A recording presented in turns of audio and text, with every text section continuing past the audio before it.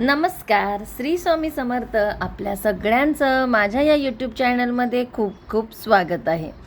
आजचा जो मी विषय घेऊन आले आहे तो म्हणजे श्री गुरुचरित्र या ग्रंथाचं आपण पारायण कसं करावं. श्री गुरुचरित्र ग्रंथाचं पारायण करणं हे खरंच खूप मोठी भाग्याची गोष्ट आहे. कारण श्री गुरुचरित्र हा 5वा हा वेद मानला जातो. पण या गुरुचरित्र या ग्रंथाचे काय नियम आहे, काय अटी आहे ते आपण जाणून घेऊया या ग्रंथातूनच. हा जो ग्रंथ आहे तो हा दिंडोरी प्रणीत ग्रंथ आहे आणि या ग्रंथाचं वाचन महिला सुद्धा करू शकता. तर चला मग बघूया की आपण या ग्रंथामध्ये कोणकोणते असे नियम आणि अटी हे दिलेले आहे. खूप सुंदर असा हा ग्रंथ आहे. स्वामी केंद्रामध्ये हा ग्रंथ उपलब्ध आहे. जर आपल्या जवळपास कुठे स्वामी केंद्र असेल तर आपण नक्कीच हा गुरुचरित्र ग्रंथ हा घेऊ शकता. तर या ग्रंथामध्ये खूप छान असे नियम अटी दिलेली आहे जे आपल्याला सहजपणे आपण हे पूर्ण करू शकतो. कोणत्याही प्रकारचे अशा अटी नाही आहे की जे आपल्याला शक्य नाही आहे हे गुरुचरित्र पारायण करताना. तर आपण बघू शकता इथे किती सुंदर अशा या अटी इथे सांगितल्या आहे. श्री गुरुचरित्र सप्ताह करताना प्रारंभ शक्यतो शनिवारी व सांगता शक्यतो शुक्रवारी करावी. कारण शुक्रवार हा श्री नरसिंह सरस्वती महाराजांचा निजानंदाचा दिवस आहे. दुसरी अट आहे श्री गुरुचरित्र वाचण्यापूर्वी आदल्या दिवशी म्हणजे शुक्रवारी 1 गाय व 4 कुत्रे यांना गव्हाच्या पोळीचा नैवेद्य खाऊ घालावा. पोथीची पूजा करून 1 माळ गायत्री मंत्र व 1 माळ श्री स्वामी समर्थ महाराजांच्या मंत्राचा आपल्याला जप करायचा आहे. गणपती अथर्व शीर्षाचं आपल्याला वाचन करायचं आहे. तसेच श्री गुरुचरित्राचे वाचन आपल्या पूर्व किंवा उत्तर दिशेला तोंड करून करायचं आहे. वाचनापूर्वी रोज श्री दत्त महाराजांच्या फोटोची किंवा स्वामी महाराजांच्या फोटोची सुद्धा आपण पूजा करू शकता. तसेच श्री गुरुचरित्र वाचन आपण पहाटे 3 ते 4 या दरम्यान करावे किंवा ज्यांना शक्य आहे त्यांनी दुपारी 4 वाजायच्या आत सुद्धा करू शकतो. फक्त दुपारी 12 ते 12:30 ही जी वेळ आहे ती दत्त महाराजांच्या भिक्षेची असल्या कारणाने यावेळेस आपण वाचन हे बंद ठेवावे. श्री गुरुचरित्र वाचायच्या कालावधीत परान्न घेऊ नये.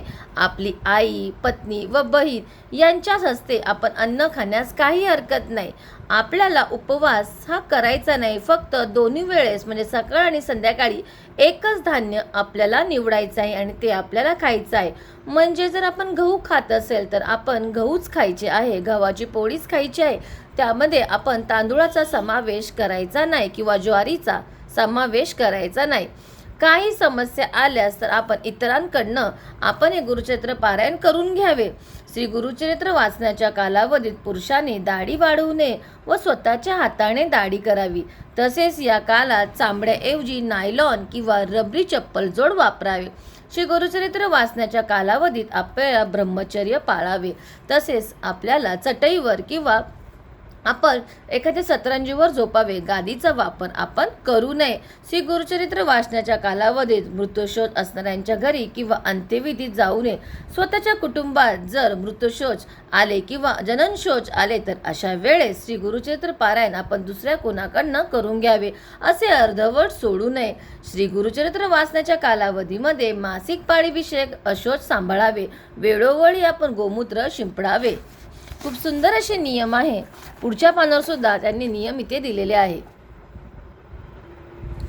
सप्ताह काळामध्ये रोज सकाळी किंवा संध्याकाळी श्री गुरुचरित्र पोथीला आपल्याला रोज नैवेद्य हा दाखवायचा आहे व विष्णू सहस्त्रनाम वाचायचा आहे. तर विष्णू सहस्त्रनाम आपण का वाचायचं तर बघा, आपण ज्यावेळेस गुरुचरित्र ग्रंथाचं वाचन करत असतो, पारायण करत असतो तर अनेक चुका आपल्याकडनं होतात. काही आपले शब्द चुकतात, उच्चार चुकतात.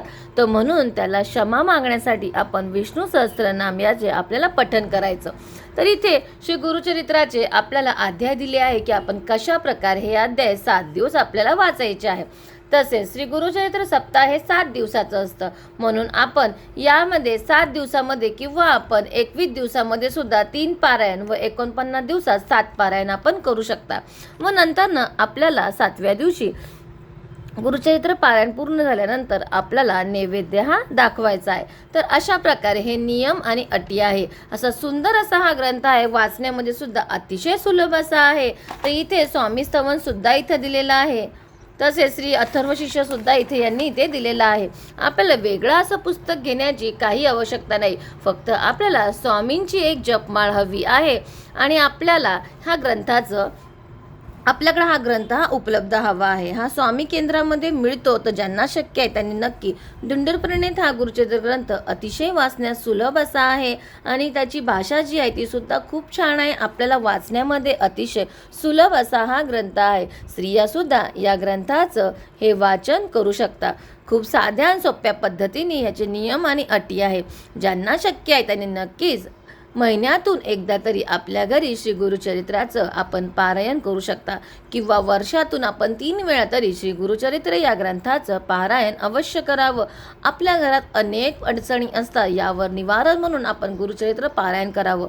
एक वेगळीच अनुभूती, एक वेगळीच दिव्य शक्ती महाराज आपल्याला देत असतात. तर चला, हा व्हिडिओ मी इथेच संपवत आहे. धन्यवाद.